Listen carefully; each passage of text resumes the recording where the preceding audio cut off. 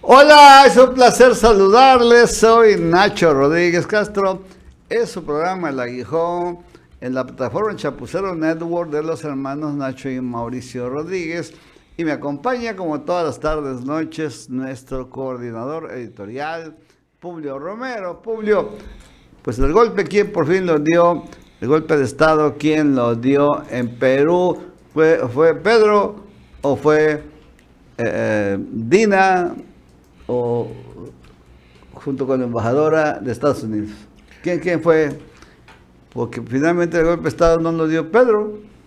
Sí, don Nacho, así es. Hoy vamos a platicar, vamos a tener dos temas. El principal es y es que, pues vimos que desde el principio, cuando el Congreso tumba, derroca a Pedro Castillo, intentaron hacer el show de que, bueno, están deteniendo a Pedro Castillo porque él inició un golpe de Estado, porque él quiere desaparecer los poderes. Finalmente, lo que hizo Pedro Castillo fue una reacción a una acción que tomó el legislativo. Sí. El legislativo quería y estaba ya prácticamente listo. Yo diría que lo que hizo Pedro, si bien es cuestionable, es tal cual una patada de ahogado. Ya se había puesto en la situación de o no haces nada y te destituyen como presidente, un Congreso que estaba viendo algunos números que en los últimos 9 años ha destituido a 7 presidentes. Es decir, de ese tamaño es el problema, pues ya a nivel constitucional electoral. Es decir, no se puede tener un gobierno que al año o 2 años se venden los legisladores y derrocan al presidente. ¿Qué es lo que pasa aquí también? Que se empezaba a ver la mano negra de los Estados Unidos. Y es que prácticamente al día después de que cae Pedro Castillo, la OEA de Almagro hizo comentarios al respecto. Miento. Lo hizo un día antes y ya de ahí un día después sobre lo que estaba pasando en Perú, lo que pues llama y levanta las suspicacias de que muy probablemente, si esto huele a Estados Unidos como prácticamente todos los golpes de Estado en América Latina, pues ha tenido que ver la mano del tío Sam. Fíjate que en el caso fue cuestión de una línea de tiempo desesperada de Pedro, como tú dices, Pedro Castillo, porque la verdad es que ya él no había armado ningún golpe, porque para esto se trabaja, ¿no? Con las Fuerzas Armadas, la Naval, la Policía Nacional que hay allá, que sería como la Guardia Nacional de acá. Entonces la verdad es que Pedro ya disuelve el Congreso, pero únicamente de papel, de palabra, porque no tenía ninguna manera de hacerlo. Y bueno, dice que va a haber un gobierno de excepción, que va a haber elecciones constitucionales para un nuevo Congreso, pero ya son más bien una especie como de buenos deseos, porque él realmente nunca dio un golpe de Estado, y lo acusan de rebelión, y lo acusan de pues encabezar un golpe de Estado, pero lo había destituido ya por razones de índole moral, ¿no? Sí. Por ineptitud moral, lo cual se me hace un concepto verdaderamente ridículo para quitar a un gobierno y a un jefe de gobierno que además ganó legítimamente el poder en las urnas. Entonces, pero luego también, muy bien, sale el secretario de Defensa, 2 veces salió anoche a dar conferencias de prensa y responder, entre comillas, preguntas de periodistas, y dice: señores, fíjense que hay un estado de excepción y esto vamos a poner en ciertas áreas del país, porque están bloqueando carreteras, aeropuertos al sur del país, y vamos a declarar en esas áreas un estado de excepción. 4 o 5, diríamos, departamentos.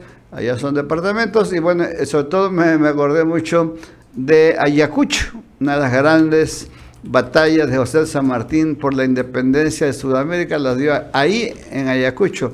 Entonces, la verdad es que eso fue, como digamos, a las 7, 8 de la noche. Pues, ¿qué crees? Que como a las 12 o 1 aparece ese: ya declaramos el toque de queda en todo el país. Queremos garantizar que transiten bien los alimentos, los peruanos que van a trabajar, los que producen en el campo, también las mercancías, todo eso. Pero como dijo hoy el presidente López Obrador, bueno, pero ¿para qué cierran todo y para qué paralizan el país si eso va a paralizar las actividades empresariales, productivas? Porque el que salga le va mal y además con la capacidad que le dan a la policía y al ejército de violar cualquier domicilio sin orden judicial. Así lo dicen. Se suspenden las garantías individuales, incluyendo la de inviolabilidad del hogar. Ya después de eso, pues, ¿qué queda? Nada. Sencillamente es una dictadura ahorita, ya en términos reales, nada de definiciones conceptuales. En Perú hay una dictadura y apoyada, como hoy lo proyectó también el presidente Obrador, que aquí no salió ninguna fotografía, por la embajadora de Estados Unidos en Perú. México no lo reconoció, no reconoció ese gobierno, tampoco Boric, tampoco Bolivia, ni siquiera tampoco, ni siquiera, Lula sí, pues como todavía va a tomar posesión, ahí la anda sufriendo, pero tampoco Lula. Entonces, Lula ahorita no significa nada porque no tiene el poder real. Pero el caso de Alberto Fernández, Argentina, de Gustavo Petro, de Boric, de Gabriel Boric y López Obrador, sí desconocieron. Y esos países pesan mucho en el todo de América Latina y sobre todo en el cono sur. Entonces la verdad es que está sola esta mujer, Dina. Y es que en medio de todo esto se ha decretado ya un toque de queda en 15 provincias mientras aumenta la violencia. Aquí reportan, imagínense, para que vean cómo ha ido elevando la situación. Este es un reporte de las 10:32 de la mañana. Hasta ese minuto había 15 muertos. Acabo de actualizar los datos de lo que dicen en Twitter y los oficiales en Twitter. Y ya hay 19. Es decir, de las 10 de la mañana a las 3 de la tarde que estamos grabando esto, ustedes lo están viendo un poquito diferido. 5 horas prácticamente de a muerto por hora. ¿Esto por qué? Porque se ha denunciado de manera reiterada la represión que ha tenido la policía y las fuerzas armadas que están a la cargo ahorita de Boluarte. El presidente López Obrador, don Nacho, habló de este tema el día de hoy, prácticamente lo ha hecho todos los días, y es que hay una incomodidad notoria de parte del presidente López Obrador con lo que está pasando, no solo en Perú, sino lo que le está pasando a Pedro Castillo, el que lo tengan privado de su libertad y que tenga que estar mandando notificaciones, videos mediante información a través de cartas que logran filtrarse a través de su cuenta de Twitter. Y el presidente dio a conocer hoy algo sumamente importante, y es sobre la visita de la embajadora de Estados Unidos. Dice, hablan de democracia en Estados Unidos y libertad. Estaba viendo ayer una visita que se hizo de parte de la embajadora de Estados Unidos al Palacio de Gobierno de Perú. ¿No les parece un acto de prepotencia el no cuidar las formas, no actuar con respeto? Así lo dijo el presidente López Obrador.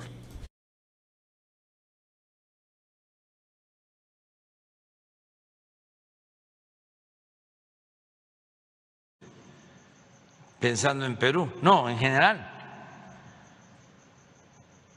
Hablan de democracia también en Estados Unidos y de libertad. Estaba yo viendo ayer una visita que hace la embajadora de Estados Unidos al Palacio de Gobierno en Perú.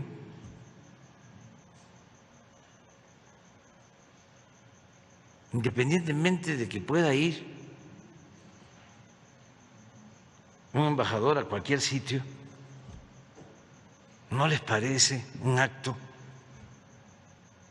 de prepotencia el no cuidar las formas, el no actuar con respeto?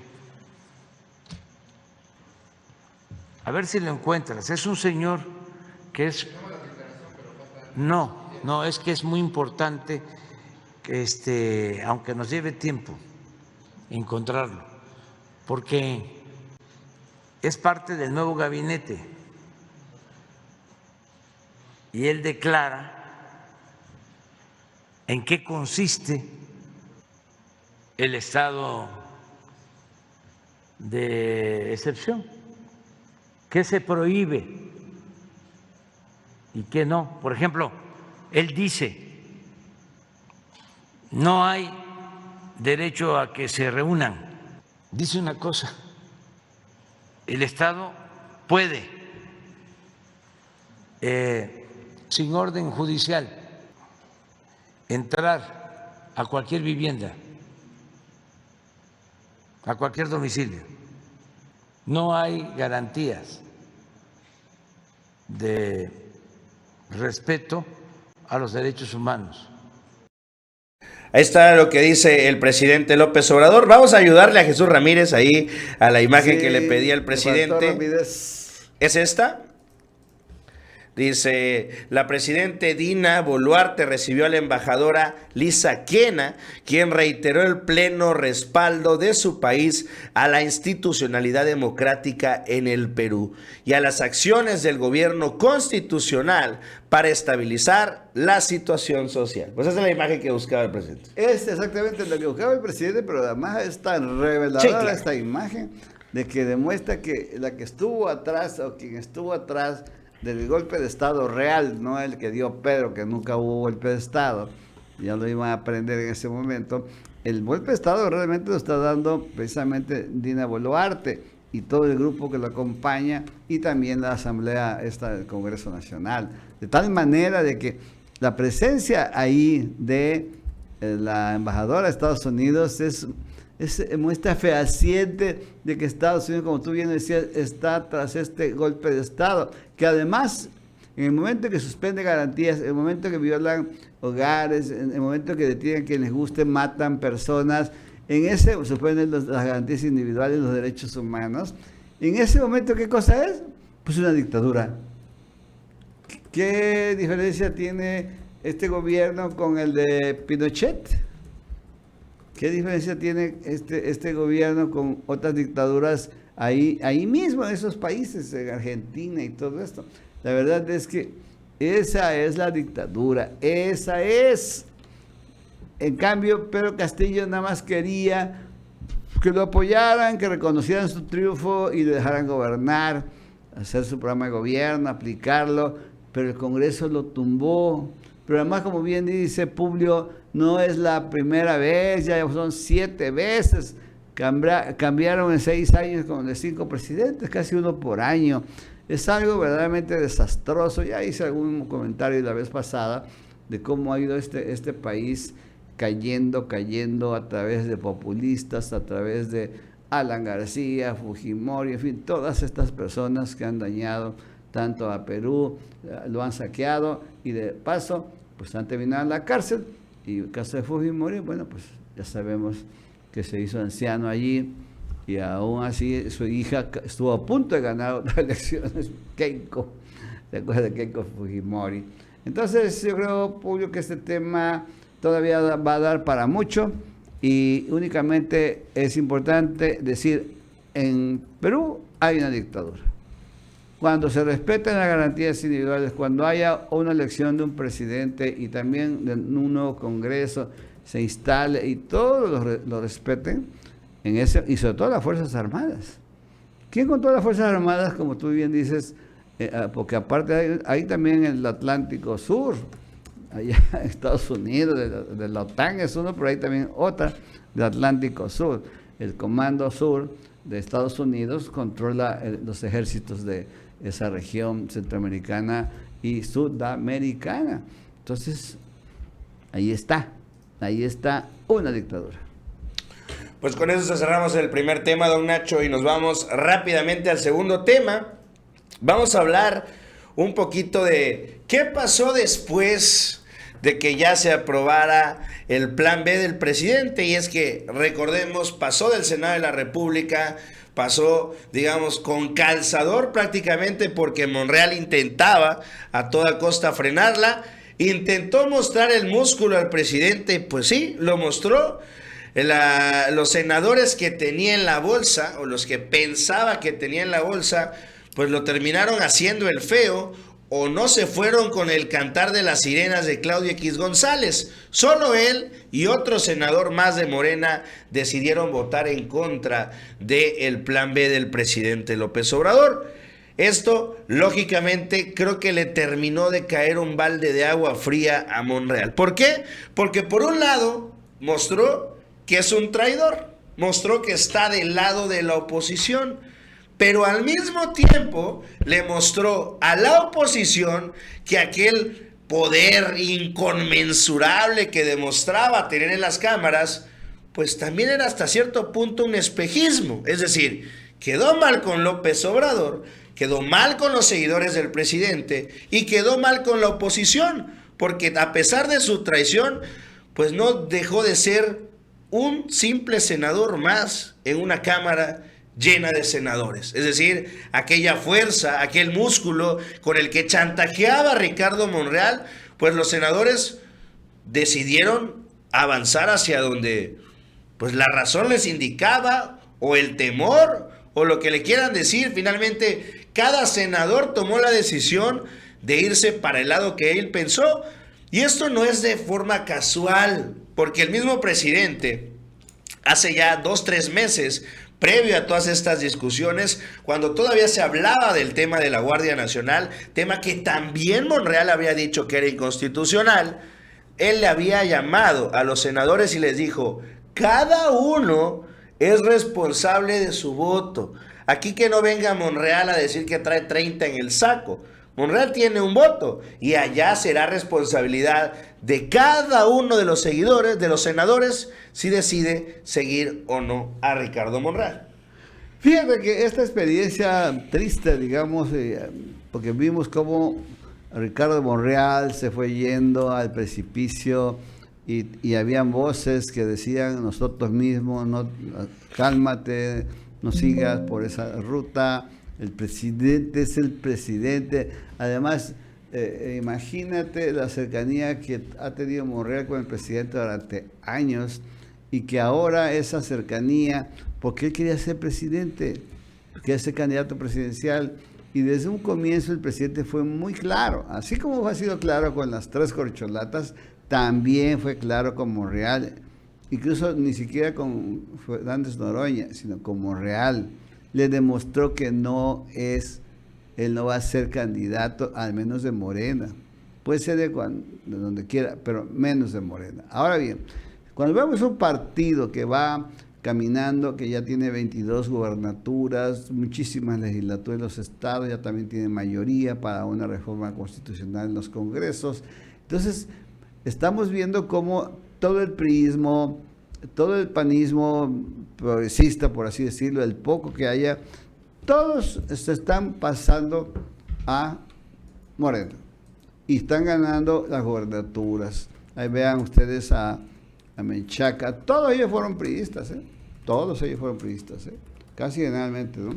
Menchaca, ahora Guadiana, ese estuvo por todos lados, estuvo con el PRD, estuvo acá, estuvo allá, pero finalmente él sabe, Guadiana sabía que tenía que alinearse con un partido que está ganando tantos espacios, o ya los ganó, que no solamente tiene la presidencia, sino tiene el poder territorial, tiene el poder de una Guardia Nacional que fue creada por el propio López Obrador, tiene fuerzas distintas, además un ejército bien tratado por el presidente, que le ha respondido al presidente, y el presidente al mismo tiempo le ha pues beneficiado con concesiones, empresas, trabajo, muchísimas cosas. Es decir, no hay una relación como la que podía haber tenido o no logró Pedro Castillo allá en Perú. Aquí no, el presidente ha trabajado muy bien con el ejército, con la armada, con todos, tiene a la gente joven a su favor, en fin, a los ancianos, a todos, por una u otra razones, sus programas de tipo social. Entonces, la verdad es que ya es un partido que ya se ha consolidado y se sigue consolidando, y va a tener presidentes mucho tiempo, porque prácticamente, como dicen, es que es el nuevo PRI, pues sí, sí. La diferencia es que el viejo PRI, el PRI viejo de Lázaro Cárdenas, hasta de López Mateo quizá, ese PRI tenía un gran compromiso. No necesitaban tener contralorías ni nada para evitar la corrupción. No había corrupción. porque los funcionarios públicos tenían la decencia de manejar los recursos del pueblo con honestidad. Ruiz Cortines, el que sucedió, ¿verdad?, a López Mateos, Ruiz Cortines Miguel Alemán. Ruiz Cortines fue uno de los presidentes, olvídate de López Obrador. Ruiz Cortines era ya mayor, tenía un estilo, obviamente, pero era un tipo muy agradable y también jugaba con la política y tiene un mundo de anécdotas, pero es un hombre que llegó pobre, gobernó pobre y se fue pobre. Hizo rico a algunos amigos, sí, ciertamente, los de Veracruz, de la parroquia, ahí donde juegan ajedrez. Pero la verdad es que el presidente honesto, Ruiz Cortines. Presidente honesto ahora, López Obrador. Que hace que el PRI, de alguna manera, esa imagen de servicio, de compromiso con la revolución que ha rescatado también López Obrador, vean cómo en el desfile se recrearon tantas imágenes y la gente pudo recordar lo que es su revolución, que ya la habían borrado los neoliberales, los panistas y toda esta gente, el propio Peña Nieto, que Obrador ha revivido toda la fuerza que tiene este país, la fuerza de los seres humanos que aman su país, su bandera y todo esto. Entonces la verdad es que ya ciertamente es un partido dominante. Dice Lorenzo de Córdoba, ¿era tiranía de la mayoría? Bueno, pues sí, no es la tiranía, es que el que tiene la mayoría manda.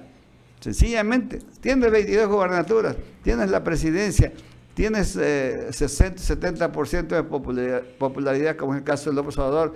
Eso no es una tiranía, eso es que tiene respaldo popular y puede hacer cambios. Y tocó al INE y así, y que Monreal ahí la hizo al revés. Bueno, ya se fregó, se quedó fuera y Monreal pues a la basura. No faltará algo que le den. Finalmente Monreal es un operador bueno y puede ganar otra vez la delegación Cuauhtémoc, por ejemplo, pues que se la dé Sandra Cuevas, ¿no? Pero ya meterse contra el presidente es un suicidio. Es verdaderamente ya, y no un suicidio así hablando en términos políticos nada más, sino es una falta de sentido de la realidad, del reconocimiento del país que México es ahora y de qué partido manda y de quién es el partido, y ese es el líder López Obrador. Y es que, como les comentaba el día de ayer ya, pues la oposición terminó de darle un portazo en la cara, casi rompiéndole la nariz a Monreal, que intentaba también continuar con este diálogo, como le decimos acá, de estar robaleando, de estar con un lado y estar con el otro. Finalmente ayer, el único que le habría abierto la puerta, porque sí escuchamos a Trump diciendo, sí, bienvenido, la chingada, y escuchamos también a Santiago Krill abriéndole las puertas, sí. Pero realmente el único que le dijo, yo le abro las puertas, y no solo le abro las puertas del partido, incluso también lo podríamos postular como PRD para que esté dentro de los candidatos que quieren ser presidentes en la Alianza Va por México. Zambrano le abrió las puertas a Monreal. Así y Monreal fue ingrato, a final de cuentas, con todos. ¿Y qué es lo que pasó? Pues el día de ayer termina Zambrano por decir, pues si había un tiempo para brincar, ya se acabó. Y finalmente, pues Monreal pues ya no tendría cabida en el PRD y por lo tanto no tendría cabida en la aspiración presidencial del 2024. Vamos a ver. De paso diría yo que pues también un elemento que estuvo puesto en los últimos días, las últimas semanas, sobre el tapete de la plática política en distintos espacios, fue el factor Monreal. ¿Qué papel iba a jugar Ricardo Monreal?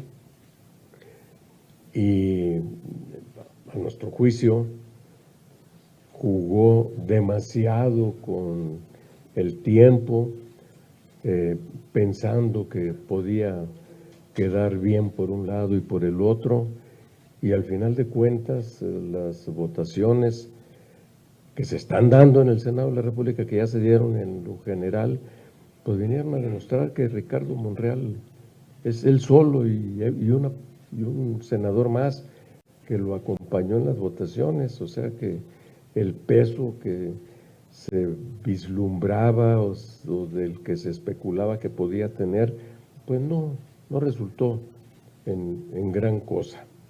Y desde luego pues nosotros habremos de valorar esta nueva situación, pero pues como un punto de vista nuestro muy personal, sin que sea una decisión formal, yo diría, pues esa ventana ya se cerró como posibilidad a ser considerada para ponerla sobre el tapete, sobre la mesa de la discusión en su momento, como un posible...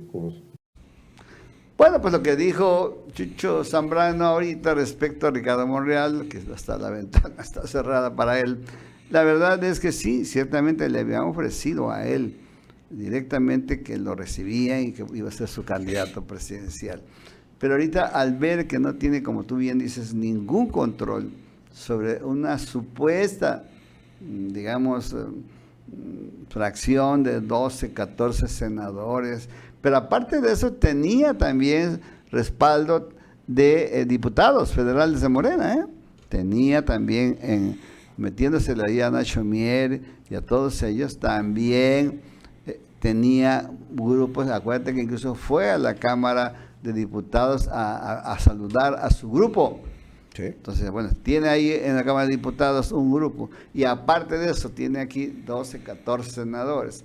Pues entonces, pues sí es una potencia política y hay que tomarla en cuenta. Y bueno, jugaron todos pensando que la gente de Monreal finalmente iba a dar la mayoría que requerían los opositores para frenar la ley, si no en la Cámara de Diputados, sí en la Cámara de Senadores.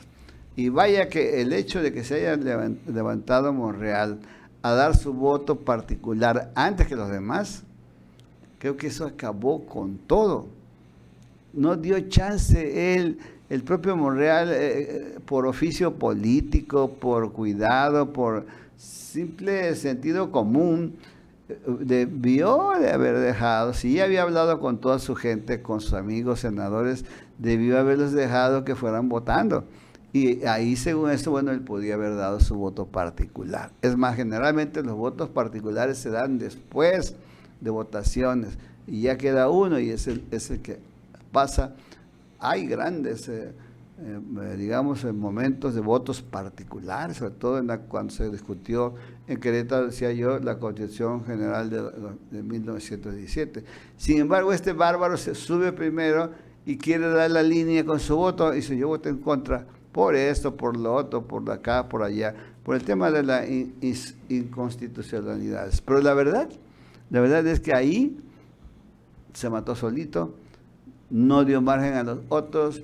Finalmente los otros quieren ser gobernadores, quieren reelegirse, quieren ser alcaldes de sus capitales, quieren ser muchas cosas, y el político, bueno, esa es su aspiración. Yo en un momento dado fui político y tenía aspiraciones, nada más que la realidad también me echó fuera, pero la verdad es que yo siempre fui político con aspiraciones.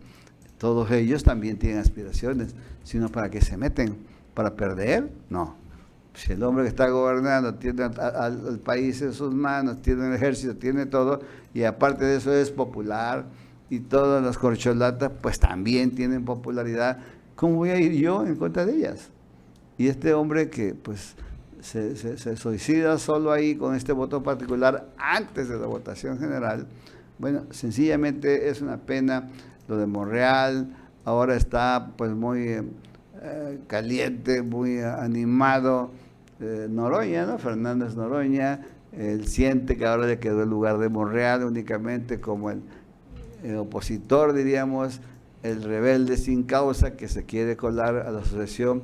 Y en esas no dudes que lo sondean a Noroña, las corcholatas más Noroña, porque la verdad es que pueden abrir hasta a 5 o 6 nombres. Yo estoy pensando en Adán, en Claudia, obviamente en Marcelo Ebrard, en el orden que ustedes quieran. Pueden meter a Noroña y eventualmente pueden meter, ¿sabes quién? Esteban Moctezuma, ¿verdad? Pueden meterlo allí y eventualmente también a alguno algunos de los priistas estos o gobernadores que están muy alineados con el presidente, ¿no? El mismo Pepe Murat, ¿no? Que no ha podido, no ha logrado, ni lo va a lograr, pues tener control del PRI, y ni tampoco Osorio Chong, que ese sí ha sido muy opositor al presidente, pero aunque lo ha hecho de manera bastante educada. Así que, bueno, pues esta historia continuará, ¿no? Así es, don Nacho, pues con eso terminamos esta transmisión del Aguijón. Ya saben, como todos los días, los invitamos a que le den like, compartan y que se suscriban. Allá abajito tienen las redes sociales de don Nacho, Hojas Políticas en Twitter y también en YouTube. No se olviden también de acompañarlo en El Aguijón, el canal de El Aguijón, así lo pueden buscar. Y bueno, a mí me pueden buscar como Publio Romero en mi cuenta de Twitter y aquí en esta plataforma como Publio ARL. Y nos vamos, don Nacho, que así nos cierran es, la cantina. muchas gracias a Martín Corona. Tenemos lista la mesa, ya está mesa de rebosón. pista. Nos están llamando, sí, de mariachis y de tríos populares, de tríos del sureste, y jarana, yucateca, ¿verdad? Están ahí listos y nos estamos faltando nada más nosotros, nos vamos rapidito, porque además de eso esta semana, como fue la vez pasada, la famosa posada. La chapuposada. No, un jueves, entonces estamos todavía como algo así con atraso alcohólico, ¿no? Nos falta. Sí, ya andamos bajos de la dosis, sí, nuestro nivel en sangre, ¿no? Sí, ya andamos bajos. Nos vemos, gracias. Gracias.